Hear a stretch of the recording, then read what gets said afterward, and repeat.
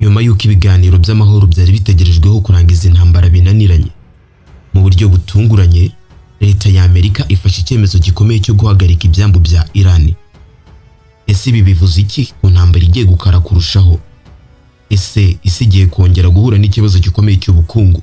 Uyu munsi ku itariki 13, igisirikare cya Leta Zunze Ubumwe za Amerika cyavuze ko kigiye gutangira kubuza urujya n'uruza rw'amazi mu byambu bya Iran n'uturere two ku nkombe guhera kuri uyu wa mbere, nyuma y'uko ibiganiro byo mu mpera z'icyumweru bitageze ku masezerano yo guhagarika intambara na Iran, bigashyira mu kaga imirwano y'ibyumweru bibiri idakomeye.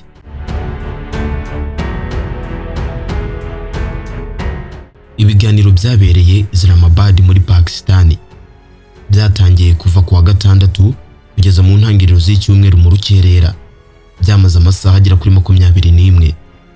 Byari inama ya mbere itaziguye hagati ya Amerika na Iran mu myaka irenga 10 ishize. Ikaba ari ibiganiro byo ku rwego rwo hejuru kuva Iran yagira impinduramatwara ya Islam mu mwaka w'1979. Ibi biganiro byabaye nyuma y'iminsi mike hatangiye ku wa kabiri, bigamije kurangiza ibyumweru 6 by'imirwano yahitanye abantu ibihumbi mu karere k'ibiyaga bigari, igahungabanya ingufu z'ingenzi ndetse igatera ubwoba bw'intambara ko mu hagati muri Middle East.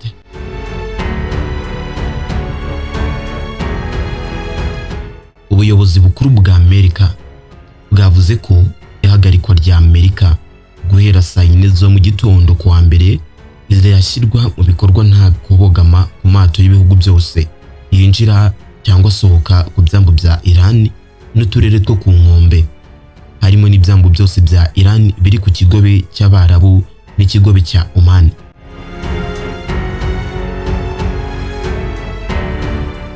Igisirikare cya Amerika cyavuze ko amato anyura mu nzira ya Hormuz cyangwa ajya ava ku byambu bitari ibya Iran yazakumirwa.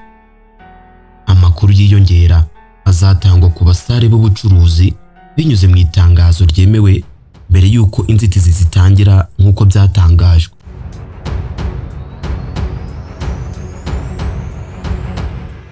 Perezida wa Leta Zunze Ubumwe Donald Trump mu ijoro ryo ku cyumweru ryakeye yavuze ko ingabo za Amerika zizafata buri bwato bwose buri mu mazi mpuzamahanga bwagize ingaruka kuri Iran. Ati nta muntu wishyura imisoro mu buryo butemewe n'amategeko uzagira inzira mu nyanja nini. Trump yanditse ku mbuga nkoranyambaga, yongeraho ati umunya Iran wese uzaturasaho cyangwa ku bwato butuje azajugunywa mu muriro utazima, azajugunywa muri Gehenom. Ndetse Donald Trump yongeyeho ko ingabo zirwanira mu mazi za Amerika zizatangira gusenya ibirombe abanya Iran bajugunye mu miyoboro ya Hormuz, ahantu hagera kuri 20%.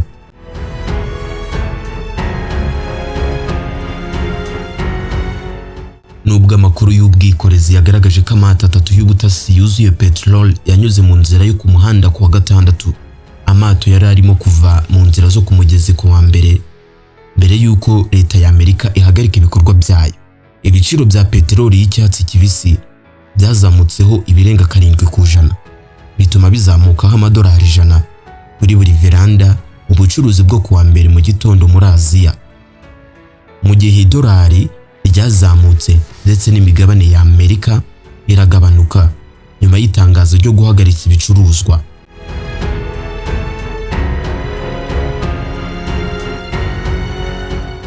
Ati Donald Trump ashaka ko ikibazo gikemuka vuba. Ibi ni ibyavuzwe na Dana Stroll wahoze ari umuyobozi mukuru wa Pentagon mu gihe cya guverinoma ya Joe Biden. Uyu nguyu ubu ngubu akaba ari mu kigo cya Washington Institute for Near East Policy. Mu by'ukuri iyi nshingano iragoye kugisohoza wenyine kandi birashoboka ko itazakorwa. Ni amagambo akomeza kugenda atangaza.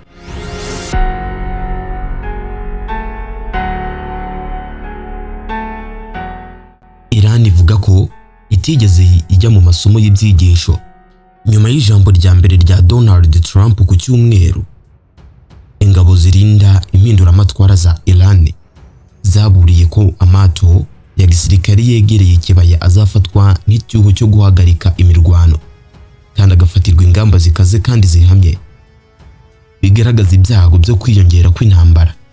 Umukozi wa Leta Zunze Ubumwe za Amerika we yavuze ko Iran yanze icyifuzo cya Washington cyo guhagarika ibikorwa byose byo gukusanya aluminium, gusenya ibikoresho byose bikomeye byo gukusanya no kohereza aluminium ikunzwe cyane.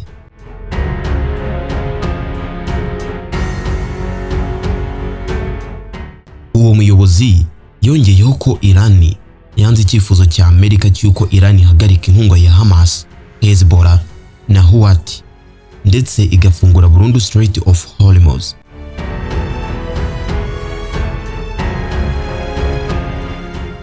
Itangazamakuru ryo muri Iran ryavuze ko hari ubwumvikane ku ngingo nyinshi, ariko ikibazo cy'ingutu n'umugambi wa kirimbuzi wa Iran nibyo bintu by'ingenzi byagize ingaruka.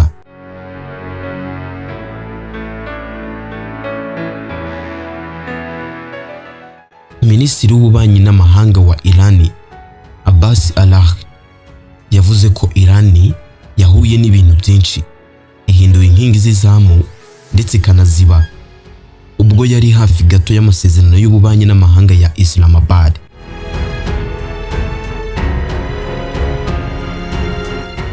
Yongeyeho ati nta masomo yize yongeyeho, ubushake bwiza bubyara ubushake bwiza, urwango rukabyara urwango.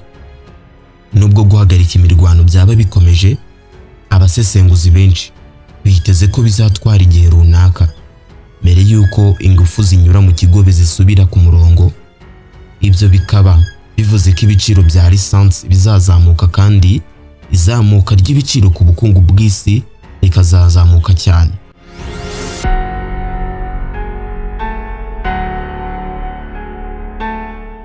Donald Trump yabwiye gahunda ya Fox News yitwa Sunday Briefing ko ibiciro bya petrol na lisansi bishobora gukomeza kuba hejuru mu matora yo hagati mu kwezi k'Ugushyingo.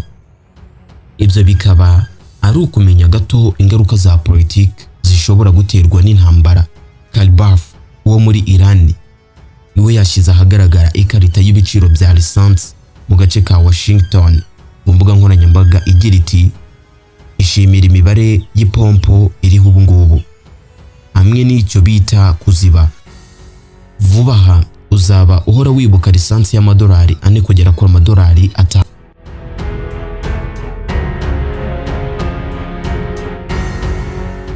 Ibindi byo kuganira ni ibikise. Donald Trump yavuze ko yizeye ko Iran izakomeza ibiganiro kandi avuga ko ibiganiro bya Islamabad ari byo bucuti cyane.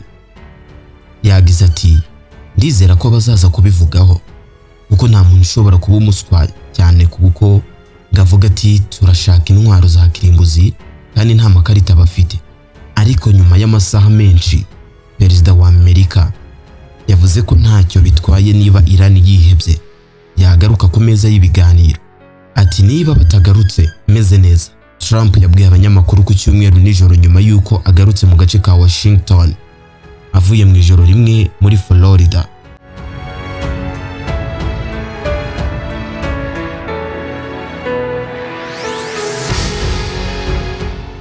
Kalibaf yashinje Leta Zunze Ubumwe za Amerika kuba itaratsindiye Tehran icyizere nubwo itsinda rye ryatanze ingamba zo kureba imbere. Perezida wa Iran Masoud Pezeshkian waganiriye kuri ibi biganiro mu kiganiro yagiranye na Perezida w'Uburusiya Vladimir Putin yavuze ko Tehran ishaka amasezerano atunganye kandi amasezerano aboneye. Ati niba Leta Zunze Ubumwe za Amerika zisubiye ku mategeko mpuzamahanga kugera ku masezerano ntibiri kure, yabwiye Putin nk'uko itangazamakuru rya leta ya Iran ryabitangaje.